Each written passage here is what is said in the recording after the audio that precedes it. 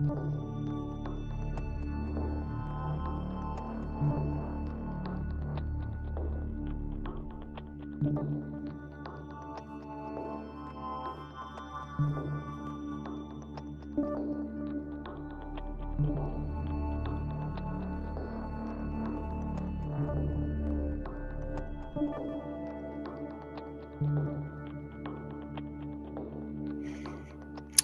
welcome back, guys.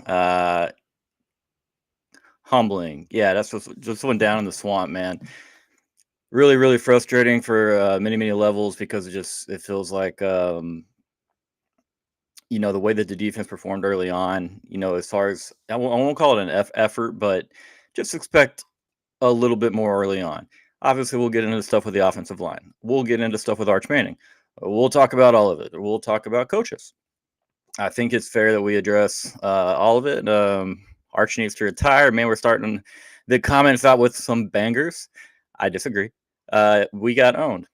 I agree. I don't know what the next comment means, but terrible showing by the entire by the entire defense, and the O-line never got off the bus.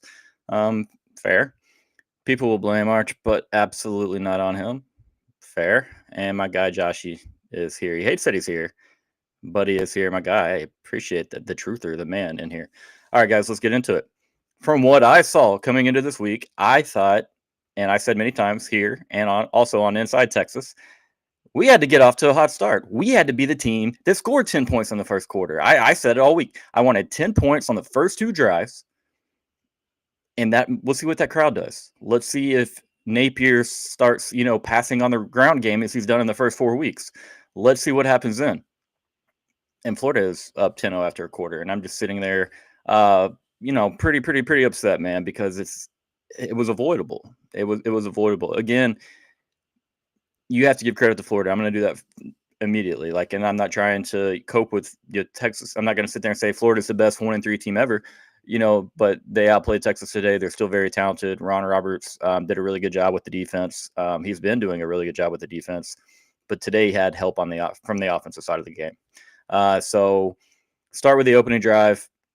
Obviously the very first play. How am I feeling about our y'all versus Vandy? Hold on. We're going drive through drive on this stuff and kind of how we got into the hole, man. I do appreciate you guys in the comments. I'll try to get to all of them. Y'all know how it is. Sark has to go. Arch is a bust. That's a little reactionary. I thank you for being here, my man. But I mean, let's start with some position coaches before we start with the head guy. All right. And let's not forget, what Sark has done. I am definitely here to, I'm fully can concede if Sark has a bad game. Absolutely. If he has 2 or 3 in a row, that becomes an issue. I'm talking about from a play calling perspective. But let's talk about the offensive line. Let's just get into that. Forget the drive shit. We'll get into the offensive line. What do we want Texas to do? What do you want Sark to do? What do you want Arch to do? All right. There's times this year they've looked really good in pass protection. Okay. We've had some whiffs and some olays. We've had some busts. But what do you want us to do when you can't establish any type of game on the ground?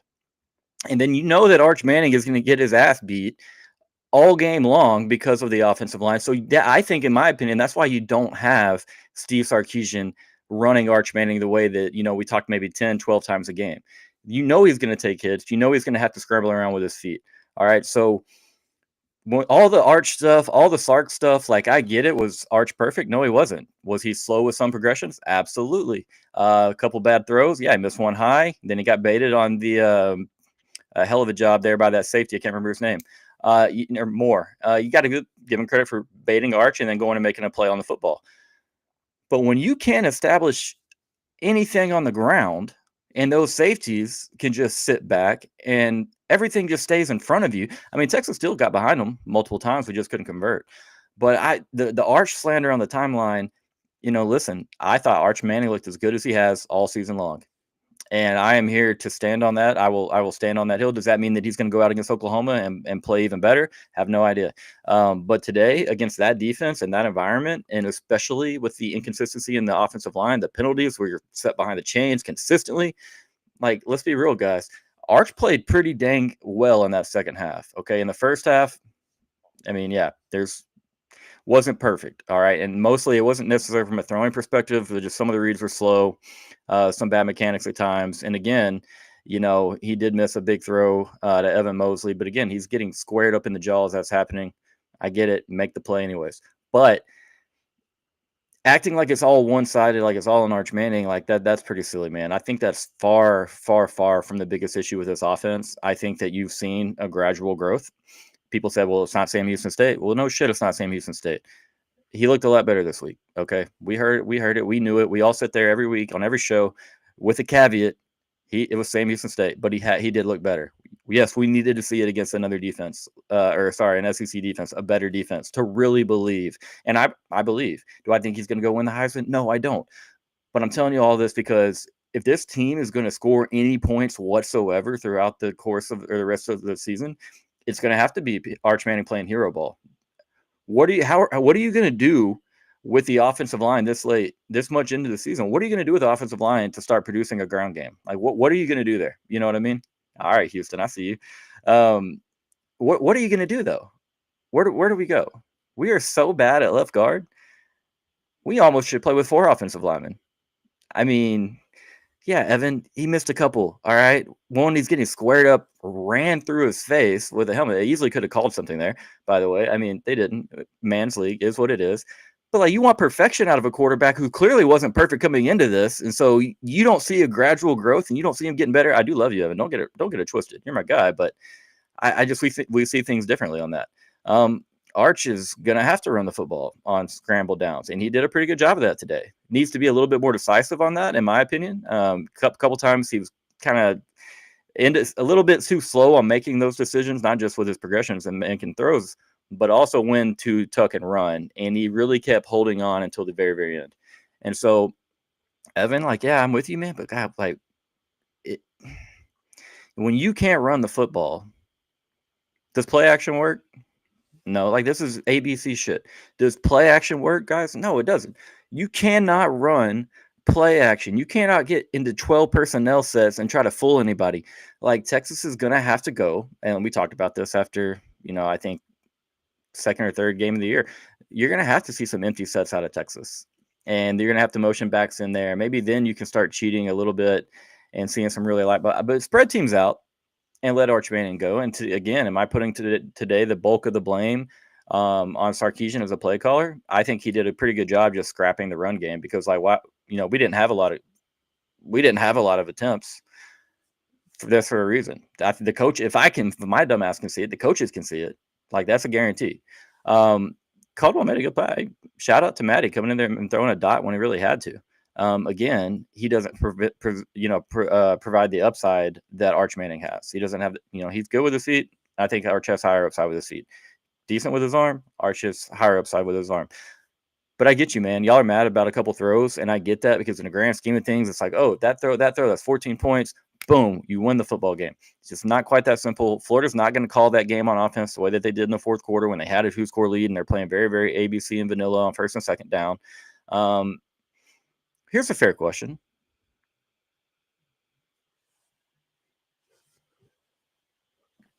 Let me ask you that. Let me ask you that. What has Kyle Flood done? When y'all figure it out, let me know. And I'm really not trying to be that type of guy, but I mean, this is a lot of stuff that has been kind of simmering for quite a while. And then you've heard me, you've heard other people make references to Kyle Flood. And again, I will say coming into the season, I do a podcast and I am asked, what's your biggest concern about this program if you had one? And I said Kyle Flood because I needed to see more. I needed to see a group of linemen that were maybe a little bit better on the ground. Well, I had high hopes for this unit, for this group's physicality, because they're a bunch of big dudes. They're really, really big dudes. But hey, big dudes with bad feet, and I'm not talking about all of them across the board, but a couple of big dudes with bad feet, and the way that I got to get this comment off. That's disrespectful, but the way that we don't use our bodies, the way that we're not physical, we have terrible technique. We don't pull well. We don't zone block well. Gap scheme stuff's a little bit better, but then we saw a real opponent today. Everything gets shut down. Again, in the past, when we have the elite backs that Texas has had, you can mask some of the efficiencies from the offensive line. When you have a Bijan, a Roshan, you have a Jonathan Brooks, you have a Jaden Blue who can do things out of the backfield, and sometimes edges, backers out there have to just stay for a half second longer and honor him. Does Texas have the type of playmaking that we've had over the last couple of years all around? Like, let's talk about that, okay? Because y'all are not, and it's not all of you guys. I'm talking to the bottom 1%. Everyone is so hard on Arch Manning. Let's talk about this. Does he have a better line than Quinn Ewers? No. Does he have a better ground game? Does he have a better stable of running backs than Quinn Ewers saw? No, he doesn't. And again, it's not a comparison between Quinn and Arch. But now let's talk about the wide receiving room. Same. And now I like Jack Indries, but we can't unlock the tight end in this offense because we can't run the ball and we don't have play action working. And that's when Sark really is hitting those tight end leagues, and he's hitting the tight end chunk plays. You know, and I'm with you, Evan. You know, Connor over at Inside Texas, my guy, you know, he was, you know, very adamant Texas needed a portal tackle specifically. We need a right tackle. We need a left guard. Brandon Baker was better today, but that slew of penalties late. I mean, like what, you know, penalty. We're not even talking about penalties yet. I mean, just overall, just lack of trust that we have in those guys. And you can see with Sark, we're not trying to run the ball. We have no chance. I mean, what was the biggest run play that we had today? Does anybody know? I can't think of anything off the top of my head that didn't include Arch Manning that went for more than a handful of yards. And if I'm missing something, forgive me. My mind is all over the damn place. If you put Marcel Reed in this offense, he might not make it until Marcel, and I'm not wishing injury on anybody, but Marcel's not going to make it for a few weeks in this offense. He would get beat up. And that's not to knock him. Any quarterback you put back there, it's going to get beat up. It's just Marcel's a little bit smaller than Arch. How do I feel about Cade Phillips and Kobe Black? You know, and I'm not here to slander guys. Not great performances. Again, we want to run a little bit more man this year. And so I think that kind of worked as a negative against us in this game because we lost our best man coverage guy just a few days before we play. We're on the road against an offense that has been putrid and are really going to put a point of emphasis on to hit the quick stuff, the short stuff. And so you really got to be snuggled up in man. You know, Kobe let a guy cross his face on the second touchdown for Florida. Was it to Dallas Wilson on that one? Cade Phillips was in no man's land on one throw to Dallas Wilson. Kobe Black kind of just, in my opinion, I don't think that necessarily should have been called a PI. He did kind of run through him, but I mean, if you look at like his arm's not extended, Dallas Wilson's arm wasn't extended when he touched Kobe Black. I don't know. Maybe some will argue that we should get a call there. Again, if they throw the flag, I'm gonna be a happy camper. But tough outing. You know, is what it is. The safety room is really, really good. They're in position to make a couple plays that they didn't make. You talk about the opening snap of the game when Dallas Wilson. Or who was it? Dallas Wilson that fumbled the snap? I don't think it was Dallas Wilson, but when Grayson Littleton causes a fumble on the first play of the game, and you have Michael Taff who has an opportunity to pick this up and score, and he tries to, but we don't even end up even recovering it. You know, in my opinion, right there is Mikey just trying a little bit too hard to help out an offense that's been struggling, trying a little too hard to make a play. In the future, I imagine that we have him diving on the ground and making sure that Texas is in possession after that. But yeah, I mean, I'm with you. The corner room, it feels pretty light. You know, Jalen got beat a couple of times today, got beat on a big 3rd and 8 in the third quarter. We're trying to get back into that game. At the end of the day, you know, I do tell my truth about golf scores. Thanks for that, man. That actually makes me laugh and feel a little bit better. You know, yeah, and that's the thing though, is, and I'm truly not coping, guys. You know, I'm going to be as honest as I'm MFing can with you about everything. If Texas is good, I'm going to say it. If Texas stinks, I'm going to say it. I'm going to be honest about other teams. That's the total coverage sports. It's not, you know, I mean, like, we're going to be honest about Texas plays the way that they did on defense today. You know, I mean, there's several teams capable of lighting us up the way that Florida did. And then you put pressure on this offensive line, or more so Arch Manning, to play hero ball to score 30 points. The defense did break down, and you're probably going to have good enough players, good enough coordinators in this conference where it's going to happen a time or two. You might have to win a game that's a little bit higher scoring than you'd like it to be. And luckily for Texas last year, you know, we faced a lot of backup quarterbacks, some quarterbacks that, you know, were injured, some that just were demoted. But at the end of the day, you know, DJ Lagway had a lot of hype that he wasn't living up to. DJ played a lot better today. But at the end of the day, it's like some of these throws are really vanilla throws that a lot of dang quarterbacks across the country could make. So yeah, you got to give credit to Florida's offense for having a good plan, but it also at the same time, Texas did not perform well on the defensive side of the ball, particularly, at the cornerback position. We got ate up a little bit, but on the interior, we can't stop Jaden Ball on first and second down. You have the moment in the third quarter where I want to say it's late in the third quarter, you're down a score, and you have the opportunity to.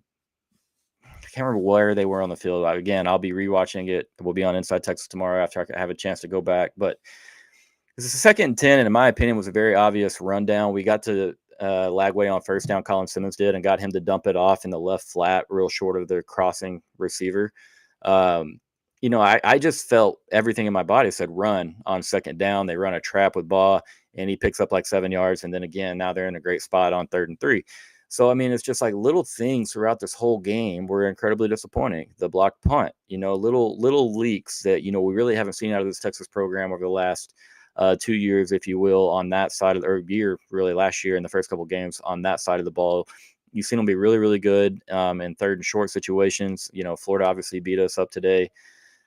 They won the 3rd down battle. Again, Texas chasing points there. That type of offense is kind of what I just want to see when we're chasing points, when we have it spread out and we're throwing the football around and we're really trying to attack people like that. That's what I want to see. Feast or famine on offense. And that might lead to another shootout or two, but feast or famine. And yeah, I'm going to always wonder what would have happened if Mikey picks that football up, because maybe Florida loses. They were fighting, man. They showed up and the crowd was ready and it was a cool environment. But like, it just, yeah, you're always going to wonder, man. Yeah, I mean, there's some young players on defense, and this is going to be, maybe a little bit more growing pains than we would like for a few. We're trying to get some of the youth in there. I know we got Xavier Filsami in the game. Obviously, we saw Phillips Black. Everybody. We're trying to do what we could, man. We're throwing a lot out there. We know that Texas is tinkered with a lot of different things. But when you get us whipped at the line of scrimmage like this on both sides of the ball, that's what it came down to. And you heard Billy Napier say that. I don't know when he said it throughout the game, but you heard Billy Napier say it. Like, we knew this was going to be a battle at the line of scrimmage, and that's how most SEC football games are played. And Texas failed in that regard today. Got him beat up on the interior, got beat up on the edge on defense. Florida got to the edge. Florida got had success on the interior. Maybe they weren't killing it, but they were doing enough to keep Texas forcing Texas to honor it, which made DJ Lagway and that the receiving group made their job a lot easier. So you got to call it what it is, man. I genuinely believe that Arch played his best football that he's played. Was it perfect? No, but you've seen some of the other games. So like, when putting it on him, it goes, in my opinion, the defense and the offensive line more than anything. All right. But again, like, let's talk about some of the performance here from this offensive line and why I have an issue with Kyle Flood. All right. I'm just going to be, so 2022, 2023, 2021, there's Bijan, Roshan, Jonathan Brooks. And if you go look at all of the tackles that they broke, if you go look at all the hard yards that they picked up, even when Texas was in the Big 12, it's not like we were just absolutely bullying those defenders. There were so many guys behind the line of scrimmage, at the line of scrimmage, and then a yard or two, in depth in the defensive backfield where we're getting met. And Bijan is making a superhero play, or Roshan's running by somebody and then through somebody, or JB, would just cut. And he was so good at that with a little bit of a stiff arm. Like, we don't have anybody to cover up Kyle Flood's inability, in my opinion, to teach proper technique for some of these guys. And I hate to be like, I'm not trying to be like scorched earth, but I mean, like, we got to start being honest about it, man. Like, this is very, very real. Is Florida the best defensive line that Texas is going to see? Absolutely not. You're going to see a better one next week. I am going to have nightmares just wondering about what the hell that defensive line is going to do to us. So even if the defense steps back up and Manny Muhammad comes back healthy and ready to roll, and we'll get on that, Joshy, but I'm going to take it down for a minute. But like, does that guarantee us to do anything on the offensive side of the ball? They've got to figure something out, man. Like, and in my opinion, it's just spread them out. Spread them out. Come on in, Chris. I wish I could send you a link right now. You can come do Inside Texas, my man. But yeah, when the hell do you really just start saying, hey, five running attempts a game? Is this? I just don't see anything more being the best path to our victory. And yeah, maybe I'm not saying 5 running attempts a game. You gotta keep them honest every now and then. But this running game and this O line is so poor. It is so poor. How do I send you a link, man? And I'll get you in here. Let's see. All right, Chris, I got you a link coming. Hold on, let's go into your Twitter. But why on earth, man, with this offensive line, are we just not? I mean, spread them out. There's just no other way around it. I don't have a care in the world to watch us run wide zone for 2 or 3 yards at best against some of these better defenses. And if we can't do it, against these guys, I mean, and sorry, Florida's, there you go, Chris, you got it now. Florida's not a bad defense. Don't get me wrong. I've said great things about Rob Roberts. His defensive front is one of the better ones. It's not the best one, but the point is that we're going to see some better defensive fronts and teams that are not going to sit there and just like, oh, we're going to load the box to stop Texas. We're going to see light boxes. You're not necessarily going to have to see anybody do anything crazy to take the ground game away. And so when that happens, like, so why even try? That's how I feel right now. Maybe I'm being reactionary. Maybe it's a little too much.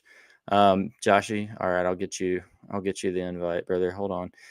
If we're gonna go for it, we got to go for it. But I mean, what do y'all do? Where are you putting the blame? Are you putting blame on Arch Manning? Are you putting the blame on Steve Sarkisian? Is it on Kyle Flood? Because it feels like too many people, or in my opinion, are after the wrong guys here.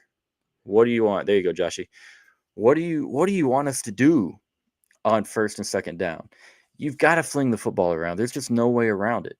And if this defense has any pride, which I'm pretty sure that they do, and if PK is the defensive coordinator that we think he is, like it's gonna be okay on that side of the ball. Malik will be back. I think that pride got hurt a little bit. Should have got hurt a little bit the way that they ran the ball. But again, Florida was more committed to running Jaden Ball this week than they have been for the first 4 games, and you saw what happened.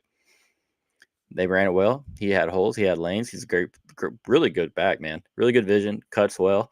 But again, they'll be okay. Florida's offensive line, in my opinion, is better blame by committee. Yeah, I mean, it's fair. But to just say, let's cut the head of this, the fire Sark. Like, I got like 7 or 8 fire Sark text messages today. And these are like my friends. This isn't like burners on Twitter. These are people that, and I do, some burners on Twitter have my number. Don't get me wrong. But like, what, bro, this offensive line, Connor Stroh is struggling so bad. And listen, man, I'm all these kids' biggest fans, but we got to be real about it. And he's just not playing up to par. This is not the standard of Texas football on the offensive line. The guys that we just had just so much heart, so much desire. The passion was there, the energy was there, the effort was there, even if it wasn't always perfect. And this group just doesn't, again, it's a new group. It's coming around a lot more slowly than we wish it were. But it's not even a guarantee to come around. And so you have to start, in my opinion, who develops these guys? Who teaches these guys? Brandon Baker has been sitting around for how long? How much time has Brandon Baker had to develop? And if you knew that Brandon Baker wasn't ready, how in the hell is there not a portal addition at tackle? How is there not? And don't give me this stuff about OTs are hard to find in the portal, okay? Because I'm not going to say it directly, but I think everybody knows exactly what I'm thinking. And if you need a portaler, if you need a position filled, you see a lot of teams get the ones filled. Maybe it is tough to get filled traditionally in a portal cycle, but y'all know what I'm saying. Go get your tackle. Go get you a guard. And I guarantee you that this gets changed as far as the portal part. Am I predicting that Kyle Flood's and his job is in jeopardy? Absolutely not. Am I saying that if my goofy ass was Steve Sarkisian, am I taking a very long, hard look? And I'm not calling Sark goofy. I'm just saying I'm goofy for even considering myself to be in his spot. But anyways, I'm taking a long, hard look at the development of this offensive line room, the lack of run game, because if this offensive line struggles, if this ground game struggles, that makes Steve Sarkisian's job a hell of a lot harder. He wants to run the ball. He can't run the ball. You start taking away a lot of his little wrinkles. Okay, and we've seen that. We're gonna have to be like a drop back five wide, 10 personnel, like just fling that shit around, man. And I don't think that's the way that Sark wants to run his offense. So I love Steve Sarkisian.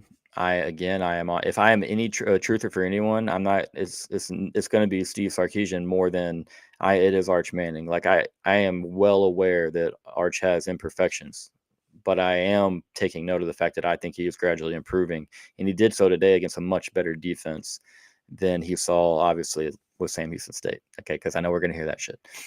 But my point is, guys, is like, well, I mean. It's hard. Like you got to have an offensive line coach. You got to be physical in this league. You got to be nasty in this league. You got to be able to run the ball on first downs, on second downs at times, pick up the tough yards. I wasn't blown away that we scored on the goal line today because we seemed to kind of have them on their heels a little bit, have them a little fatigued with tempo and stuff. But just getting in on the 1 yard line or 2 yard line, like that shouldn't feel like some grandiose achievement. But I mean, with the way that we've struggled, Josh, I thought you were coming in. And I'm a fan of Ron Roberts, brother. I absolutely am. I think Ron Roberts is fantastic. Yeah. I know Pac's been very high on Ron Roberts, but Pac, do you agree with me? Do you think Arch Manning looked better this week than he has in any other game? It's really hard for me to stomach the people that are just putting this all on Arch and just ignore. And was he perfect? No. Was he better? Yes. And I think that is blatant. And I don't know if you just love Quinn Ewers to death or if you just hate Arch Manning and need somebody to blame, or just, I don't know. Maybe you know somebody on the offensive line. Point is, there are multiple issues. You got to start with the bigger issues, guys. You got to start with it. You should be in your DMs, man. Go check your DMs. It is. I see it right there. Oh, nope. Try again. Sent. There you go. All right, you start with the biggest issue. Josh is about to come in here and go crazy, just so y'all know. So anything that I've said is probably about to be amplified a little bit when it comes to offensive line talk. So hurry up, Josh, so don't leave the people waiting. I'm starting with the biggest issue. Okay, you come off a bye week and it looks like this. The penalties, the lack of communication, the lack of just discipline, but that's touching on penalties. But Sark can't trust this ground game. And today, they were just as bad in the pass blocking as they were in the run blocking. I mean, just as bad. Oh, Joshy? Hey, man, how's it going?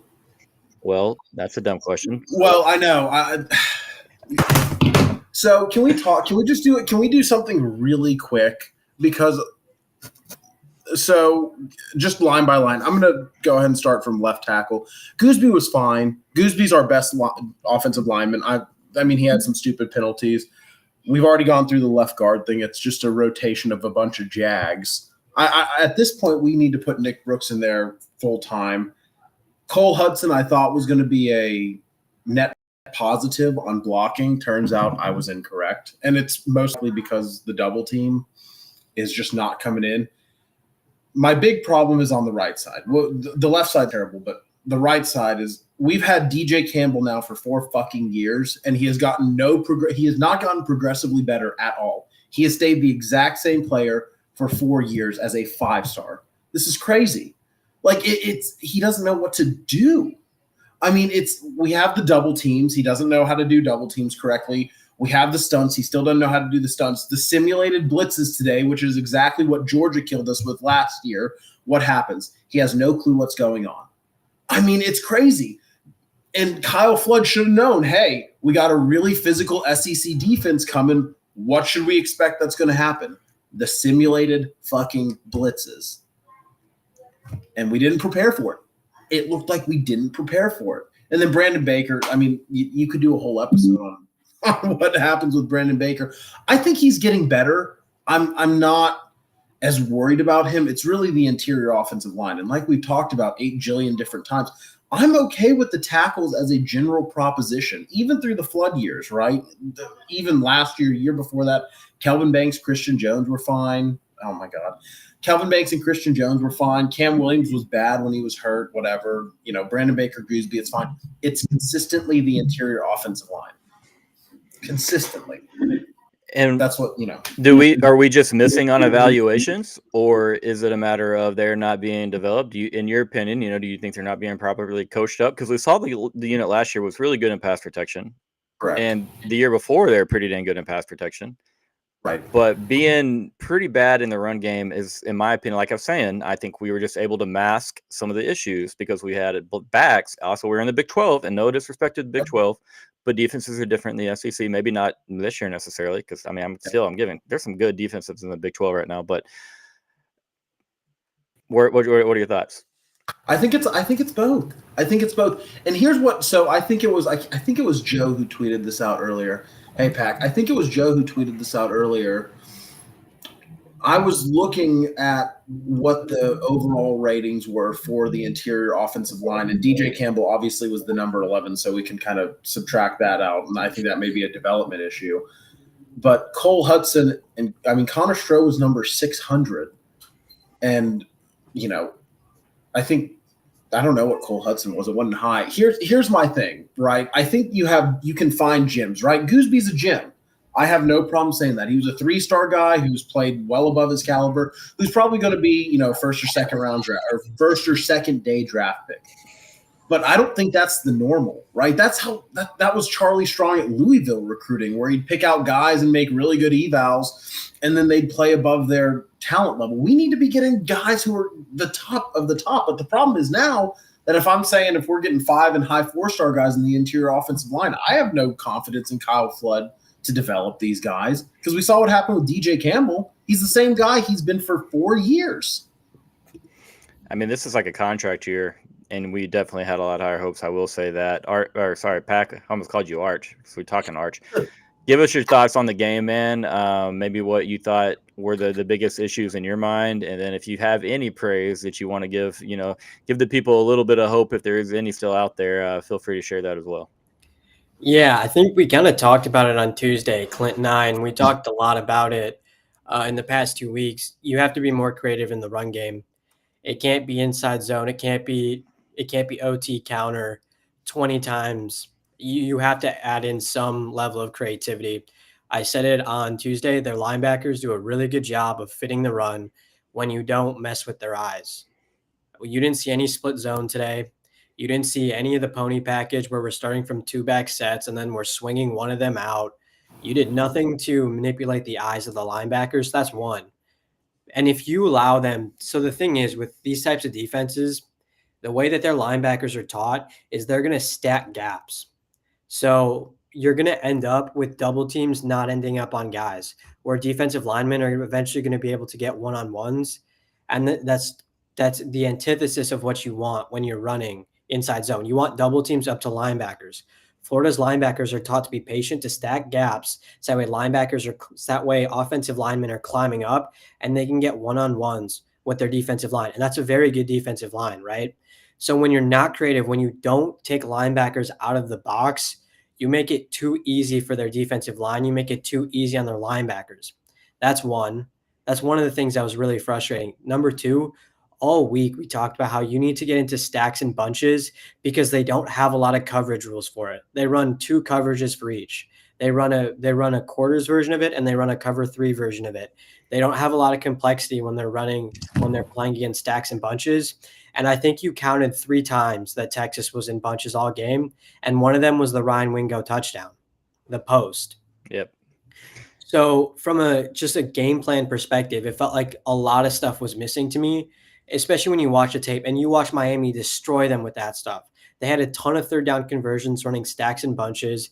They killed them with the 2-back run games.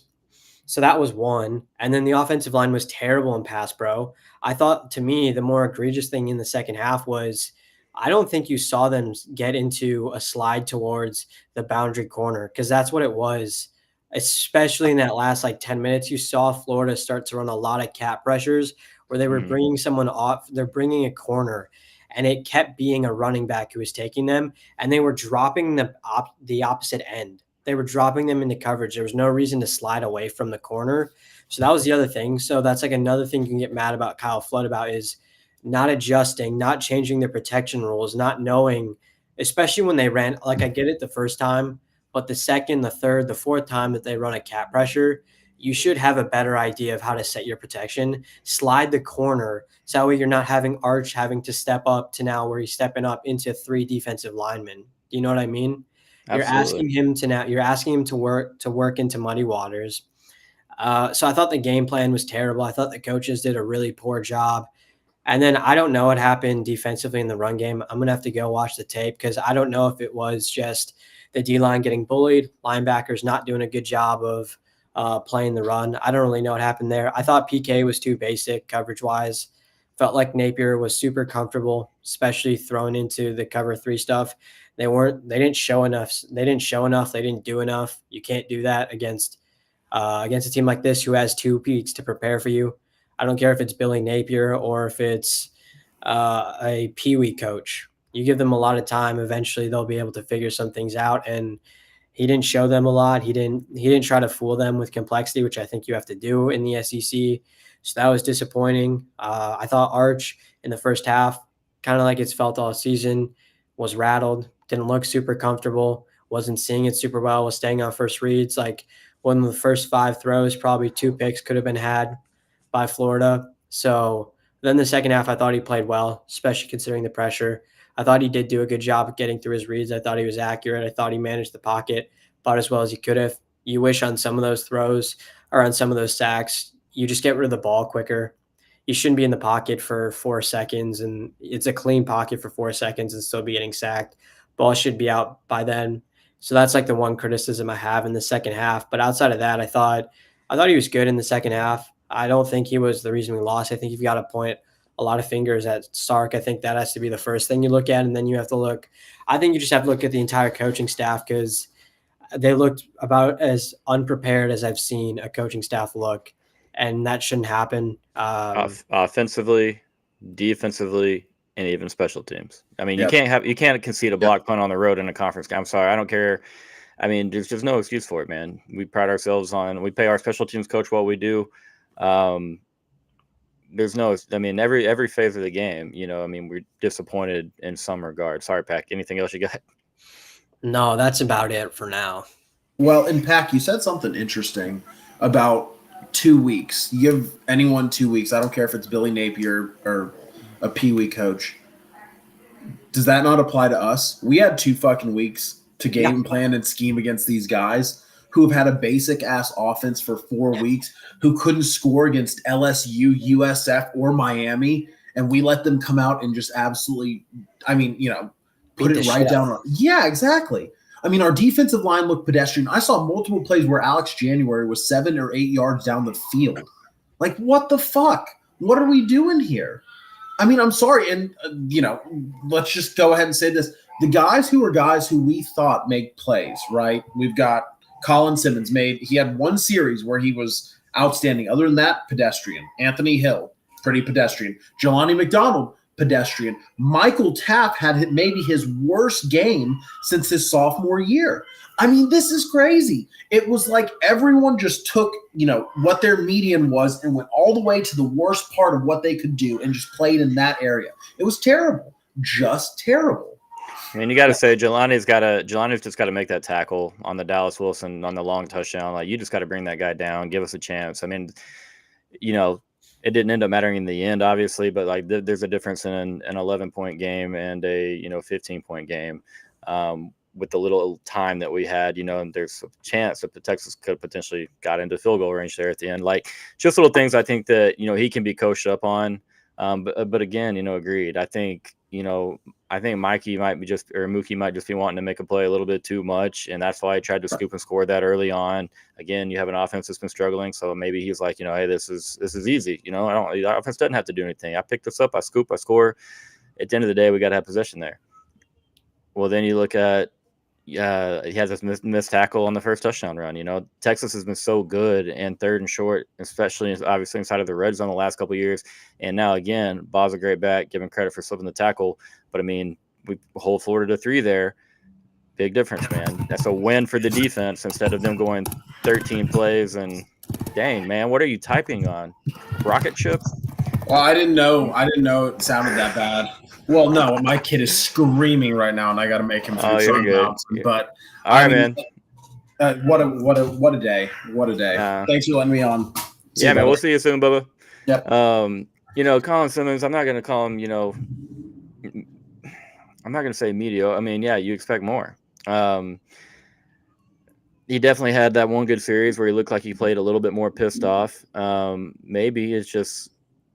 Is it an effort thing, Pack? Do you think, I mean, people talk about a sophomore slump. Do you think, I mean, it's complacency type thing because his freshman year when he was out there was pretty dang easy for him. But then again, you have to rush the passer as a group at times, and Texas doesn't seem to be doing that very well at all. So thoughts on the pass rush, because it is a little bit, it's kind of weird. Not that everybody sits there and just holds on for the ball to the football forever against Texas. But there were times today where it's like, wow, Lagway, last year, man, like we're at least swallowing up that pocket, forcing him to move or be uncomfortable. And it's like, buddy could camp out back there. Yeah. I don't ever want to say it's effort. And I don't know. I don't know if he was loafing. I'm going to have to watch the tape and kind of see on that. I just kind of think teams have adjusted to him, right? Like last year it felt, and this was kind of something that we talked about in the offseason. He's got to add more to his pass rush bag. You can't win with get off and bend and speed every time. You've got to add some stuff. And I don't know that he has. I've seen a rip once or twice. I've seen a dip, but it doesn't feel like there's a consistent pass rush plan. And at some point you're going to need to develop that.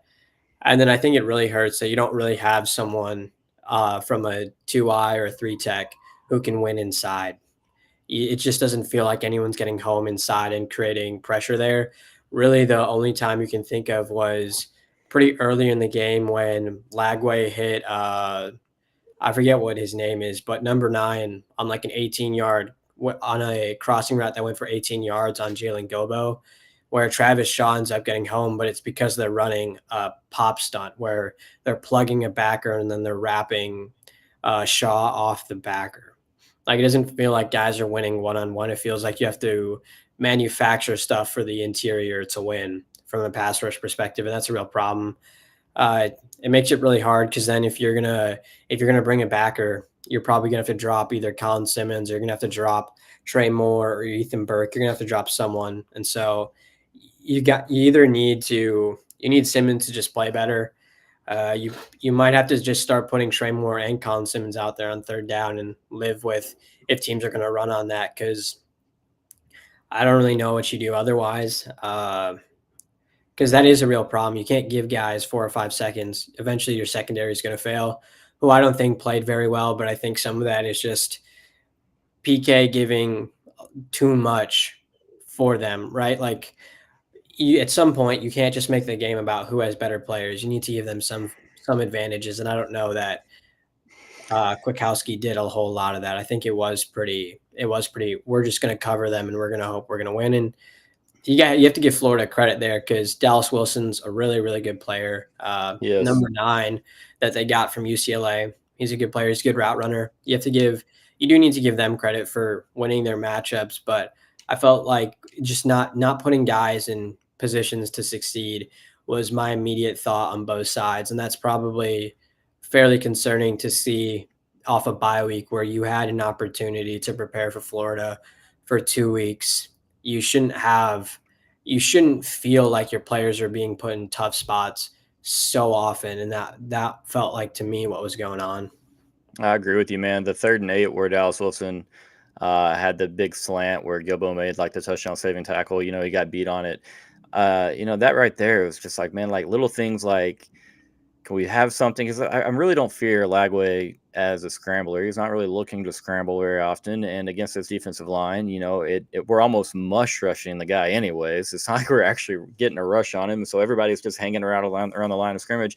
And just to have, some type of a robber or anything that's just sitting on something short into the middle or looking down. I mean, there's just no coverage. There's no help inside on him whatsoever. And against a really good player in Dallas Wilson, I mean, like to me, that's just, I mean, that you're just kind of, you failed from the jump. Yeah. Now, I do agree. I do think there's a lot of coaches on the, on staff right now that definitely have some looking in the mirror to do, man. I mean, Sark, I mean, again, love the guy, but as you said, you got to set your guys up for success. Ground game, lack of creativity, as you talked about, referencing your Impact show. you're in Clint's show. Yeah. No creativity, man. Think about the creativity we saw when Texas hired Steve Sarkisian. The first time that we played Alabama, the 2022 season, the things that we did with Xavier Worthy, with Keelan Robinson, and how consistently we were just running guys all around, orbit motion, jet motion at times, doing a little bit of everything. It's just, it looks more mundane. And again, I know that Sark does kind of retinker his offense for each specific team, but you got to help out this ground game. I mean, Pack, I'm over here screaming for 5 wide sets and just to sling it 50 times. And that's not going to be long-term a super winning strategy. I mean, in the long run, you're going to get your quarterback killed and your offensive line probably going to make it tough considering we're going to be behind the chains. How do we do it, man? Like, I mean, is there a certain back that you're like, we need more run here? Is there an offensive lineman that you're like, okay, Nick Brooks needs to be at left guard? Do you feel that way? Is there any remedy, I guess? Yeah, I think you do just need to play Nick Brooks at left guard.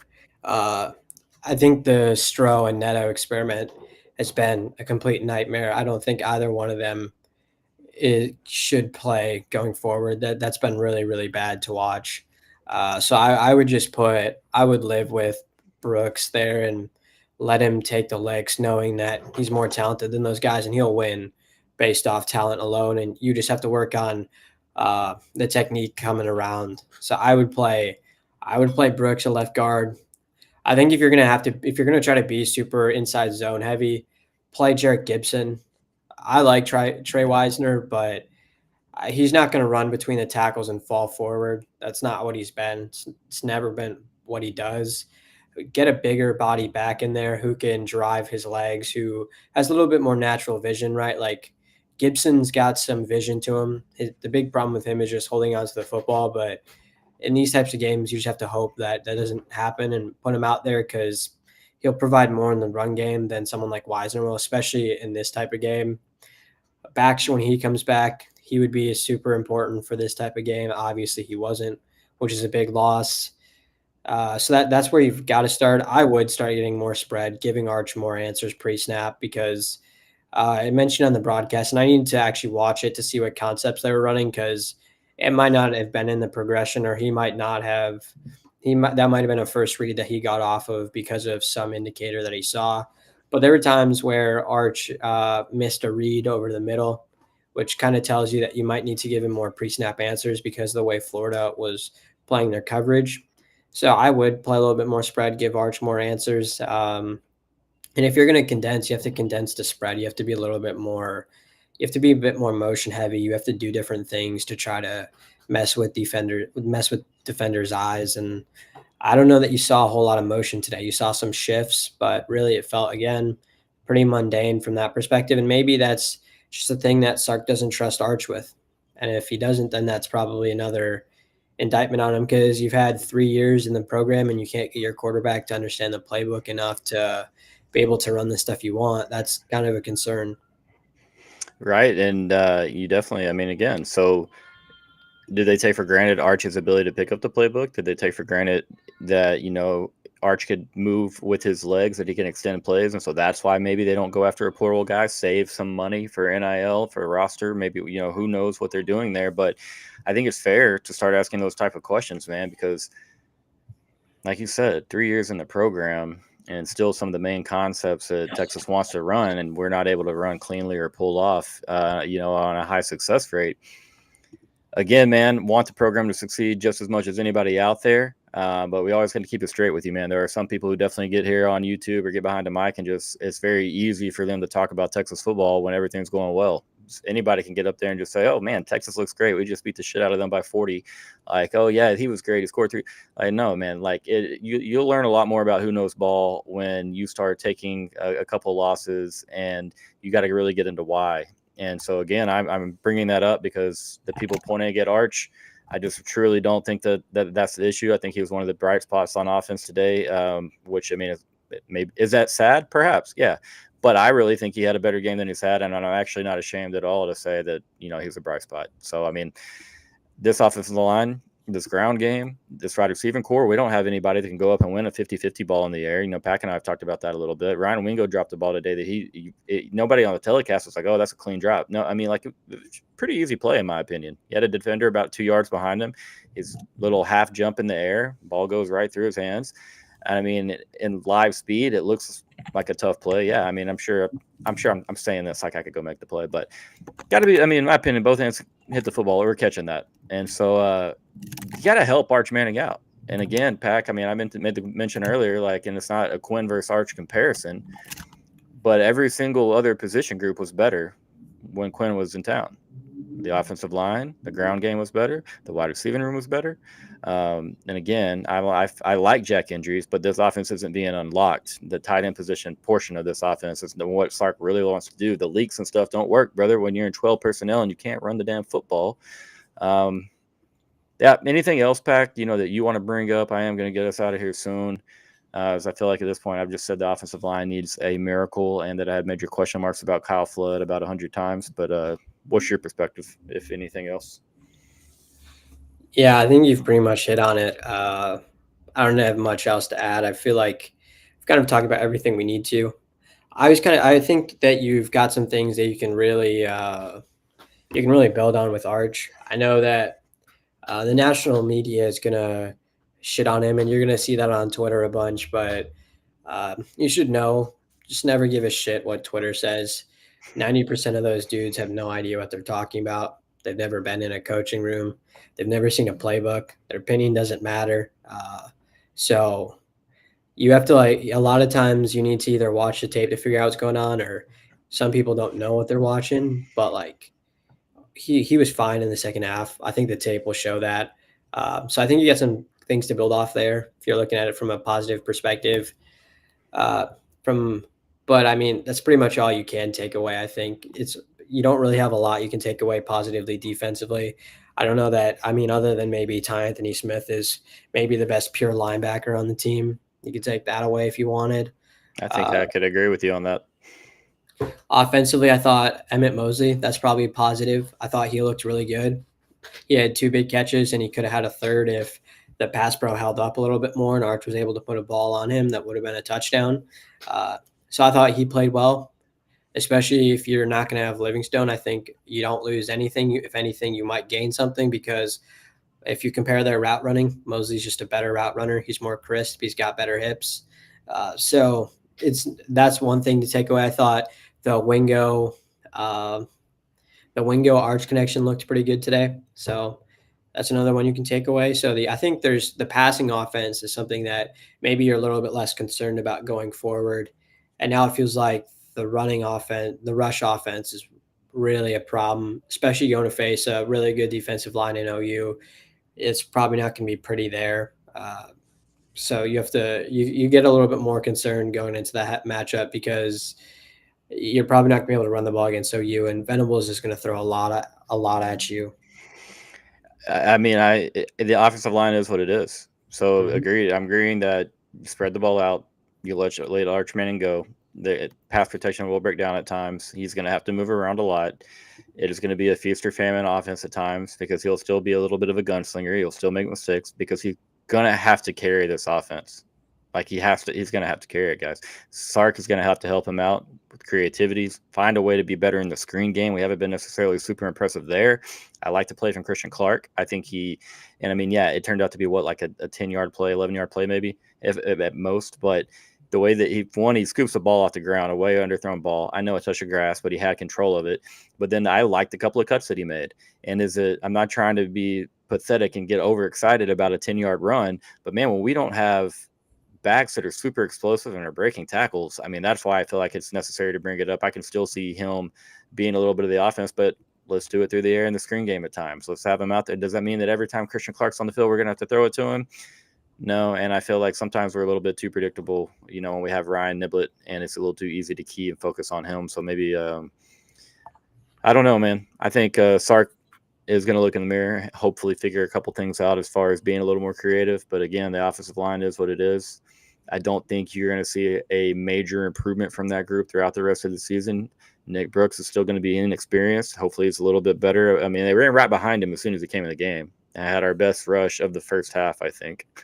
I can't remember. It's on what play it was. We'll go back, but play the guy more. I mean, yeah, I agree with you there. I think the left guard situation has been an abomination. But yeah, man, just ranting at this point, ranting and saying the same stuff over and over. We'll see if Texas does anything as far as a ground game with Oklahoma. I wouldn't expect it, man. Texas is going to have a chance to win that game. It's going to be with good defense and Archie Manning creating explosive plays, either with his legs or his arms, and probably in backyard football type situations. But he did. I'm not saying Arch was perfect. I definitely agree with Pack. He stood in the pocket a little too times. Needed to be a little bit more aggressive in the when knowing to tuck and run. Like you said, you're standing in a clean pocket for 4 or 5 seconds. You don't have to take a coverage sack. You know what I mean?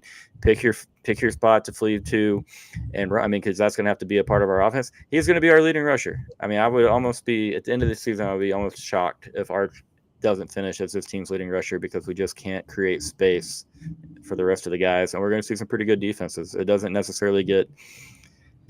doesn't get any easier next week. But then even going forward, you have Kentucky and Mississippi State a little bit easier there. But then November is going to be nasty, man. It's going to be a pretty tough month. But we'll see what happens. Not giving up on the group. Pat, we'll do this. We'll try to keep it honest here before we go. Last thing, give me a win total for this team right now through the regular season. 8. I was going to say it as well. I have been humbled. Guys, thanks for being here. Thanks for watching. Even if you're a hater and you were here, we appreciate it. We want you here. Throw a like on the video, man. Subscribe to the channel if you haven't done so. Pretty cool for us to go over 1,000 subscribers yesterday, I think. But really appreciate the support. Don't appreciate the bad offensive play. But again, supporting the guys forever. But we'll be back on the channel.